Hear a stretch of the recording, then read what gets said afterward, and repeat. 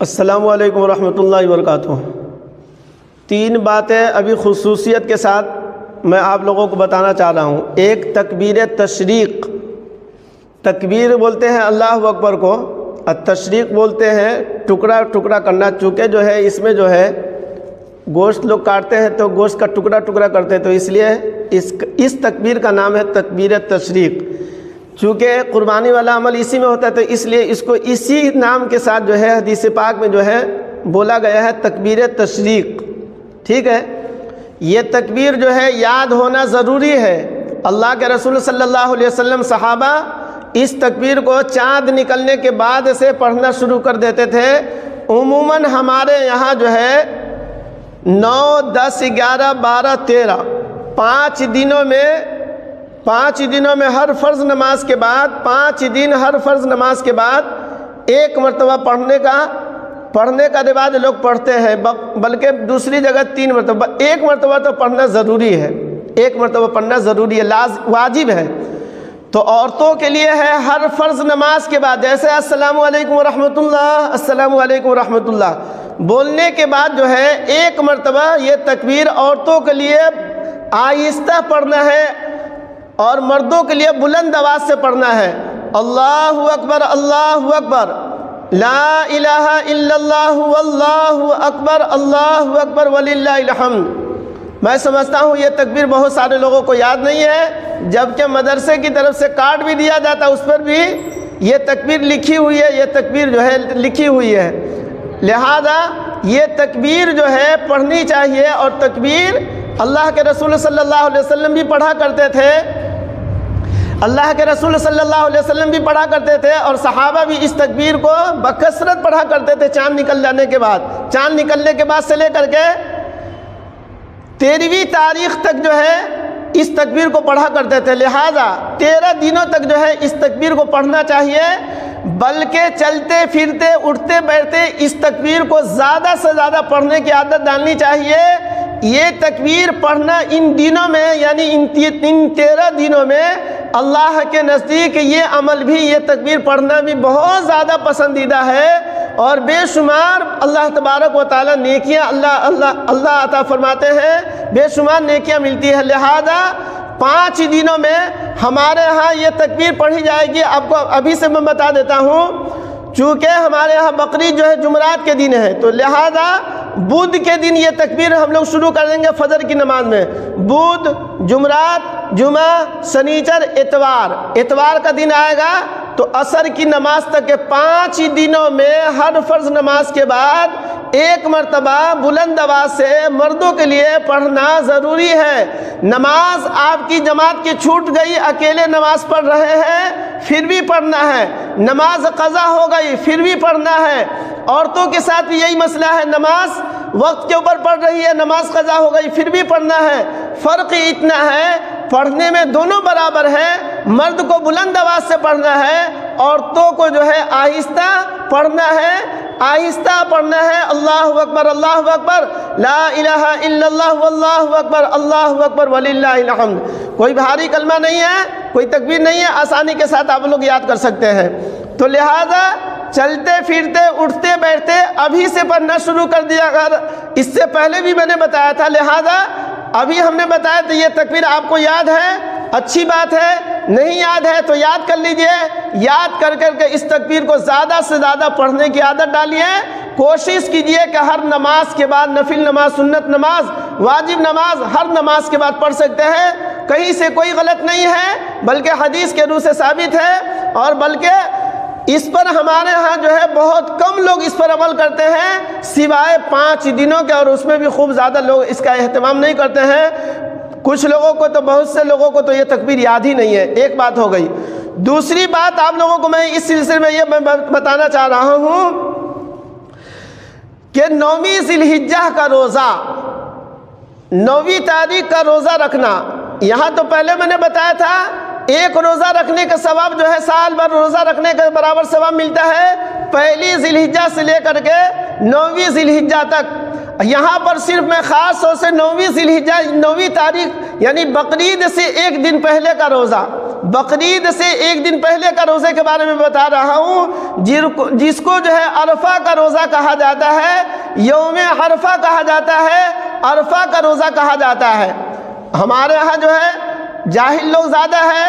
دین سے کوئی زیادہ مطلب نہیں ہے، اس لیے عرفہ کا روزہ جو ہے بعض عورتیں جو ہے عرفہ مناتی ہے، کرتی ہے وہ شعبان کے مہینے میں۔ شعبان کے مہینے میں عرفہ کہاں سے آ گیا؟ تو معلوم کرنے کے بعد جو ہے پتہ چلا کہ جس کا بچہ شب رات سے پہلے انتقال اگر ہو جائے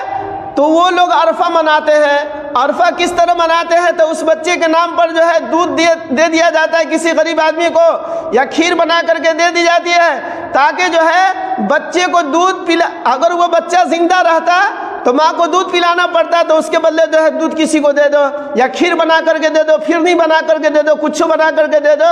لیکن وہ دینا جو ہے لوگ اس نیت سے دیتے ہیں کہ میرا بچہ اگر رہتا تو ہم اس کو کھلاتے پلاتے، نہ ہونے کی وجہ سے اسی کے بدلے میں اللہ کے ہاں اس کو دودھ بیچ دیا جاتا ہے غریب کو، تاکہ میرا بچہ قبر میں پی لے گا۔ یہ سب جہالت کی بات ہے، فضول بکواس ہے۔ عرفہ صرف اس مہینے میں یعنی ذی الحجہ کے مہینے میں عرفہ کا دن ہوتا ہے، باقی پورے سال میں کہیں عرفہ کچھ ہوتا نہیں ہے، سب بیکار فضول بکواس چیز ہے۔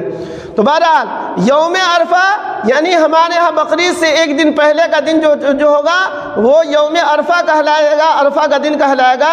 عرفہ کا روزہ اگر کسی کو رکھنا ہے تو بقرعید سے ایک دن پہلے یہ روزہ جو رکھا جائے گا اسی کو یوم عرفہ کہا جاتا ہے، اور عرفہ کا دن کا یوم مانے دن، اور ہمارے ہاں دن عرفہ یوم نہ بول کر کے دن لوگ بولتے ہیں۔ بہرحال عرفہ کا دن کا روزہ اگر کوئی رکھتا ہے تو اللہ کے رسول صلی اللہ علیہ وسلم نے فرمایا کہ ایک سال جو گزر چکا ہے، جیسے مثال کے طور پر 1444 یہ گزر چکا ہے، عربی اردو انگریزی میں نہیں بتا رہا ہوں، عربی بتا رہا ہوں، 1444 گزر چکا ہے اور 1445 شروع ہونے والا ہے، 1445 شروع ہونے والا ہے، تو 1444 کے صغیرہ سارے گناہ معاف انشاءاللہ اس حدیث کے روح سے، اور 1445 جو شروع ہونے والا ہے اس میں صغیرہ گناہ ابھی ہم سے ہوا نہ، مہینہ میں وہ سال آیا ہی نہیں تو گناہ کہاں سے؟ تو لہذا جب وہ سال آئے گا 1445 آئے گا تو اللہ تبارک و تعالیٰ 1445 کے بھی اللہ گناہ معاف فرما دیں گے۔ اگلے پچھلے یعنی جو سال گزر چکا ہے اس کے گناہ بھی معاف، جو آئندہ سال آنے والا اس کے گناہ بھی معاف۔ بندے کا سب سے بڑا فائدہ اس میں یہ ہوگا، ایک روزہ جس نے رکھا یوم عرفہ کا روزہ رکھا، یہ سال ختم ہونے سے پہلے اور وہ سال آنے سے پہلے یا وہ سال آ گیا اس میں اگر اس کا انتقال ہو جاتا ہے تو اس روزے کی برکت سے اللہ تبارک و تعالیٰ اس کے صغیرہ سارے گناہ اس کے اللہ تبارک و تعالیٰ نے معاف کر دیا، اس کے سارے صغیرہ گناہ معاف ہو چکے ہیں۔ تو لہذا اب کبیرہ بچ گیا تو اس نے اگر توبہ کیا تو اللہ معاف فرما دیں گے۔ تو بہرحال یہ کم بڑی دولت نہیں ہے کہ صغیرہ گناہ اس کے سارے معاف ہو چکے ہوں گے، معاف ہو جائیں گے۔ ایک دن روزہ رکھنے کی برکت سے 2 سال کے گناہ آپ کے ہمارے معاف ہو جائیں گے۔ جو لوگ روزہ ایک رکھیں گے 2 سال کے گناہ معاف ہو جائیں گے۔ اور اس کا فائدہ میں سمجھتا ہوں کہ سب سے بڑا فائدہ یہ ہوگا کہ جب آدمی ان دونوں سال کے یہ سال ختم ہونے سے پہلے یا وہ سال آنے کے بعد آدمی کا بیچ میں درمیان میں کبھی اسی سال میں انتقال ہو جائے، جیسے مثال کے طور ابھی تو باقی ہے یہ مہینہ ختم ہونے میں،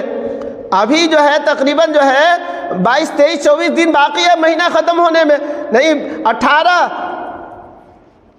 زیادہ دن ابھی باقی ہے۔ تو لہذا ابھی آپ کے پاس وقت ہے، لیکن وہ سال شروع ہونے سے پہلے اگر انتقال ہو جائے تو فائدہ یہ ہوا کہ اس کے اس سال کے گناہ معاف اور آئندہ سال کا تک کوئی گناہ ہی نہیں لے، پھر بھی اللہ تبارک و تعالیٰ کی طرف سے معافی کی خوشخبری و بشارت ہے۔ تو لہذا اس روزے کو بھی آدمی کو رکھنا چاہیے۔ اچھا، کوئی آدمی جو ہے یہاں پر تیسری بات جو میں اہم یہ بتانا چاہ رہا ہوں کہ بعض لوگ یہ سمجھتے ہیں کہ سعودی عرب میں عرفہ کا دن جو ہے ہمارے ہاں بدھ کے دن ہوگا اور وہاں منگل کا دن عرفہ ہوگا، یعنی حاجی لوگ عرفات کے میدان میں منگل کے دن پہنچیں گے۔ عرفات کے میدان میں تو یوم عرفہ جو ہے تو منگل کے دن وہاں ہے، ہمارے ہاں بدھ کے دن ہوگا تو ہمارے ہاں کا اعتبار ہوگا، وہاں کا اعتبار نہیں ہوگا۔ مطلب ہمارے ہاں عرفہ کا دن جو ہے بقرعید سے ایک دن پہلے جو ہے، یعنی یہاں بدھ کا دن پڑ رہا ہے، بدھ کا دن ہو رہا ہے، تو بدھ کے دن ہی ہمارے لیے یوم عرفہ کہلائے گا، نہ کہ وہاں کی تاریخ کے حساب سے، وہاں کے دن کے اعتبار سے۔ اب رہی بات ایک مسئلہ جو میں دوسری بات میں یہاں پر یہ بتا رہا ہوں، اگر کوئی آدمی اگر 8ویں تاریخ ہوگی یہاں کے اعتبار سے، یہاں پر 8ویں تاریخ 9ویں تاریخ کبھی کوئی آدمی روزہ رکھ لے، 2 روزہ رکھ لے، یعنی وہاں کے عرفہ کے اعتبار سے اور یہاں کے عرفہ کے اعتبار سے کیا کوئی حرج ہے؟ تو حرج نہیں۔ کیوں حرج نہیں ہے؟ اس لیے کہ ایک دوسری حدیث ہے کہ اللہ کے رسول صلی اللہ علیہ وسلم نے فرمایا ذی الحجہ کا 1 روزہ رکھنے پر 1 سال کا ثواب ملتا ہے، تو گویا کہ اس حدیث پر عمل ہو گیا۔ تو 9 روزہ رکھنا ہی ضروری نہیں ہے، کوئی 2 رکھ لے، کوئی 3 رکھ لے، کوئی 4 رکھ لے، کوئی 5 رکھ لے، کوئی 2 رکھ لے، کوئی 1 رکھ لے، بہرحال گنجائش ہے۔ حدیث کے روح سے دونوں حدیث الگ الگ ہے، لہذا دونوں حدیث پر عمل اگر آدمی کرنا چاہے تو آدمی اس پر بھی عمل کر سکتا ہے، اس پر بھی عمل کر سکتا ہے، لہذا یوم عرفہ کا بھی ثواب مل سکتا ہے، ذی الحجہ کا روزہ کا رکھنے کا بھی ثواب مل سکتا ہے۔ تو اس اعتبار سے کوئی آدمی روزہ رکھتا ہے 2 دن کا تو بھی صحیح ہے، تو بھی غلط نہیں ہے، 1 دن کا رکھتا ہے تو بھی صحیح ہے۔ لہذا یوم عرفہ سال میں ایک بڑا دن آتا ہے، فضیلت والا دن آتا ہے، اللہ تبارک و تعالیٰ اپنے بندوں کے گناہوں کو سب سے زیادہ یوم عرفہ کے دن معاف فرماتے ہیں، لہذا وہاں کے اعتبار سے یوم عرفہ کا دن ہے، اس دن بھی اگر روزہ رکھ لے تو کوئی حرج نہیں ہے، لیکن نیت جو ہے 1 روزہ پر رکھ سال بھر کا ثواب ملتا ہے، اس نیت سے آپ جو ہے اس نیت سے آپ رکھ لیں، اور یوم عرفہ جو اپنے یہاں کا ہے 9ویں تاریخ کا، تو اس پہ آپ روزہ رکھ لیں، انشاءاللہ اللہ تبارک و تعالیٰ آپ کے دونوں دن کے روزہ یا 1 دن کے روزہ رکھنے کو اللہ قبول فرمائیں گے۔ تو لہذا ساری بات جو میں نے تفصیل کے ساتھ کہہ دی ہے، اگر کچھ بھی اگر اس میں بھی اگر کوئی سمجھنے کی بات ہو تو آپ ہم سے سوال کر سکتے ہیں اور آپ ہم سے پوچھ سکتے ہیں۔ تو بہرحال سب باتوں کا نیچر خلاصہ یہ ہے کہ روزہ بھی رکھنا ہے، نماز بھی پڑھنا ہے، قربانی بھی کرنا ہے، وہ تکبیر جو ہم نے بتائی ہے تکبیر تشریق اس کو بھی پڑھنا ہے۔ غرض یہ کہ زیادہ سے زیادہ عبادت کرنے کی کوشش کرے، اس لیے کہ یہ 10 دن گزر جائے گا، یہ مہینہ گزر جائے گا، تو پھر آپ کو سال بھر انتظار کرنا پڑے گا۔ سال کون دیکھا ہے؟ آئندہ سال جو آنے والا کون دیکھا ہے؟ یعنی آئندہ سال بقرعید کون دیکھے گا، کون دیکھے گا، کون نہیں دیکھے گا، تو اللہ کو معلوم ہے۔ تو اس لیے ابھی اللہ تبارک و تعالیٰ نے موقع دیا ہے، ابھی آپ کے پاس ٹائم ہے، ابھی آپ کے پاس وقت ہے۔ دیکھیے آج اتوار کا دن گزر گیا، سوموار منگل بدھ جمعرات، تو 4 دن اور باقی رہ گیا ہے، 4 دن اور باقی۔ تو ہمارے ہاں کے اعتبار سے آپ لوگوں کو بتا دیں سحری کا ٹائم جو ہے 3:24 پر ہے، تو لہذا 3:20 سے پہلے اگر کوئی آدمی سے، چونکہ اذان ہوتی ہے 4 بجے، تو بہت سارے لوگوں کو جو ہے غلط فہمی ہوتی ہے کہ 4 بجے اذان ہے تو سحری کا ٹائم 4 بجے، تو ایسا نہیں ہے، بلکہ 3:20 3:22 3:24 تک کے لاسٹ ٹائم ہے، آخری ٹائم ہے۔ اس لیے اس کا وقت کبھی میں نے اعلان کر دیا ہے، کوئی آدمی دھوکے میں نہ پڑے، کہیں پر اذان 3:45 میں ہوتی ہے، کہیں پر 4 بجے ہوتی ہے، تو لہٰذا وقت جو ہے فجر کا وقت شروع ہو جاتا ہے 3:24 کے بعد، یعنی تہجد کا ٹائم ختم، سحری کا ٹائم ختم، فجر کا وقت شروع 3:24 پر۔ تو اپنے یہاں کے اعتبار سے میں نے بتایا ہے، لہذا اس بات کا خیال رکھا جائے، اور آپ جہاں کہیں بھی ہے تو آپ اپنے یہاں کے وقت کے حساب سے بھی آپ لوگ جو ہے پتہ لگا سکتے ہیں کہ فجر کا آخری وقت کیا ہے، سحری کا آخری وقت کیا ہے۔ اللہ تبارک و تعالی ہماری سب عبادتوں کو اللہ قبول فرمائے، اور سارے گناہوں کو بھی اللہ معاف فرما دے، آمین ثم آمین۔